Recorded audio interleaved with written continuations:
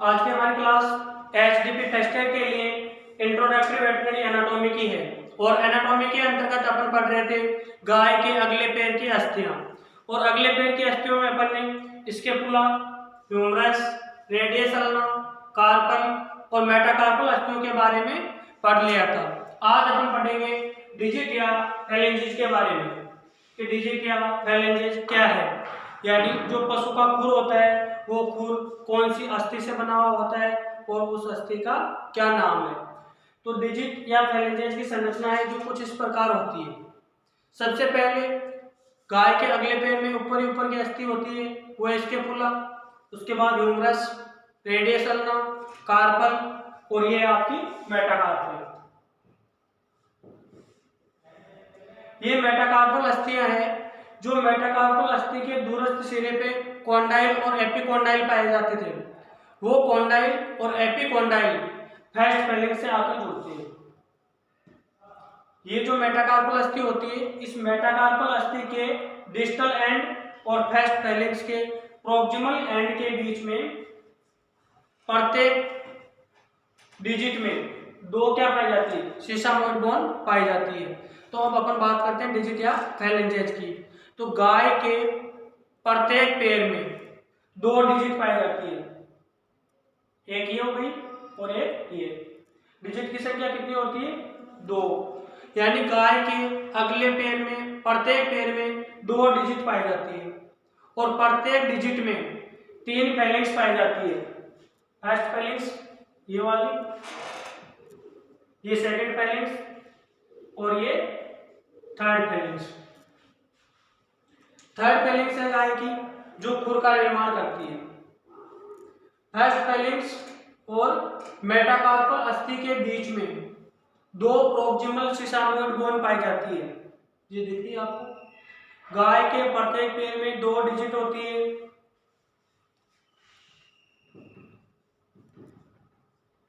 प्रत्येक डिजिट में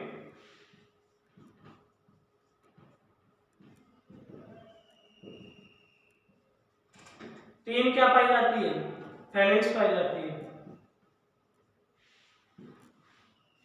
और इसके अलावा प्रत्येक डिजिट में तीन सीसामोइड बोन भी पाई जाती है। तीन सीसामोइड बोन किस प्रकार होगी? दो प्रोक्सिमल सीसामोइड बोन होती है और एक डिस्टल सीसामोइड बोन होती है। प्रोक्सिमल सीसामोइड बोन मेटाकार्पल और फर्स्ट फैलिंग्स के बीच में पाई जाती है। डिस्टल सीसामोइड बोन है जो सेकंड फैलिंग्स और थर्ड फैलिंग्स के बीच में पाई जाती है। डिस्टल सीसामोइड बोन की संख्या एक होती है, प्रोक्सिमल सीसामोइड बोन की संख्या दो होती है।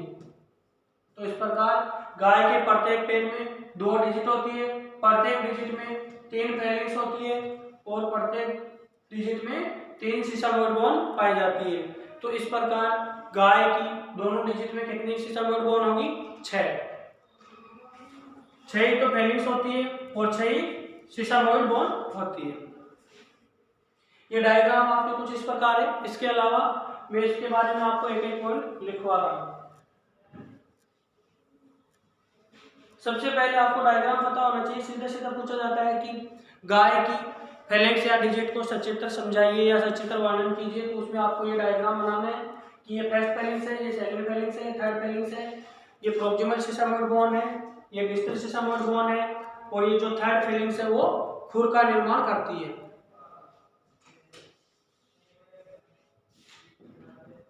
गाय के प्रत्येक पैर में दो डिजिट होती है। गाय के प्रत्येक पैर में दो डिजिट होती है।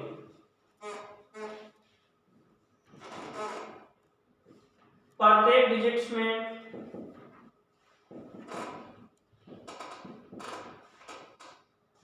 एक और एक दो डिजिट हो गई और प्रत्येक डिजिट में तीन फैलिंग्स होती है। प्रत्येक डिजिट में तीन फैलिंग्स होती है। इसके अलावा प्रत्येक डिजिट में दो प्रोक्सिमल व एक डिस्टल सीसामोइड बोन पाई जाती है। प्रत्येक डिजिट्स में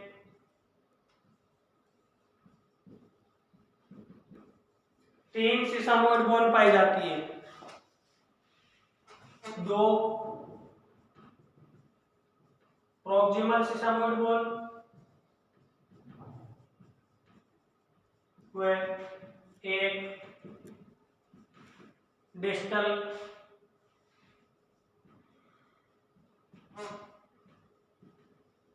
सिसामोइड बोन। गाय के प्रत्येक पैर में 2 डिजिट होती है, प्रत्येक डिजिट में 3 फेलिंग्स होती है और प्रत्येक डिजिट में 3 सिसामोइड बोन भी पाई जाती है, जो कुछ इस प्रकार व्यवस्थित होती है। उसमें से 2 प्रॉक्सिमल सिसामोइड बोन होती है और 1 डिस्टल सिसामोइड बोन होती है।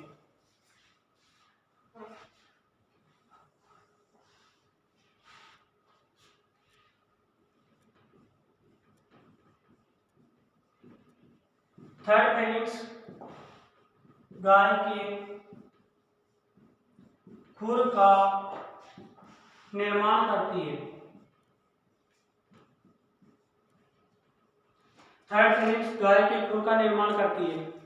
फर्स्ट फेलिंग्स है उसका आकार बड़ा होता है और सेकंड फेलिंग्स है वो फर्स्ट फेलिंग्स से छोटी होती है। थर्ड फेलिंग्स गाय के खुर का निर्माण करती है। फर्स्ट फेलिंग्स का आकार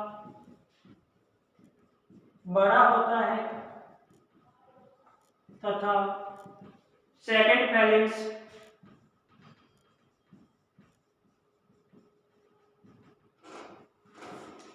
फर्स्ट फेलिंग्स से छोटी होती है। सेकंड फेलिंग्स है वो थर्ड फेलिंग्स से छोटी होती है। जो ये आपके डिस्टल सिसामोइड बोन पाई जाती है इसको अपन नेविकुलर बोन भी कहते हैं। क्वेश्चन कई बार ऐसा भी पूछा जाता है कि नेविकुलर बोन किसे कहते हैं। तो जो डिस्टल सिसामोइड बोन होती है उस डिस्टल सिसामोइड बोन को नेविकुलर बोन है वो भी कहते हैं। तो ये गाय की जो डिजिट या फेलिंजेज है उसके बारे में संपूर्ण जानकारी है कि गाय के प्रत्येक पैर में 2 डिजिट होती है, प्रत्येक डिजिट में 3 फेलिंग्स होती है, 3 सिसामोइड बोन होती है जिसमें से 2 प्रॉक्सिमल सिसामोइड बोन होती है और 1 डिस्टल सिसामोइड बोन होती है जिसे नेविकुलर बोन भी कहते हैं। थर्ड फेलिंग्स खुर का निर्माण करती है। इसमें से सबसे बड़ा आकार पूछे तो फर्स्ट फेलिंग्स का होता है, सेकंड फेलिंग्स का आकार है जो फर्स्ट फेलिंग्स की अपेक्षा छोटा होता है। तो ये गाय की आपकी डिजिट या फेलिंगेज है उसके बारे में कंप्लीट हो जाता है। नेक्स्ट क्लास अपनी जब भी होगी उसमें अपन घोड़ा, कुत्ता, सुअर इनकी डिजिट का तुलनात्मक अध्ययन करेंगे। धन्यवाद।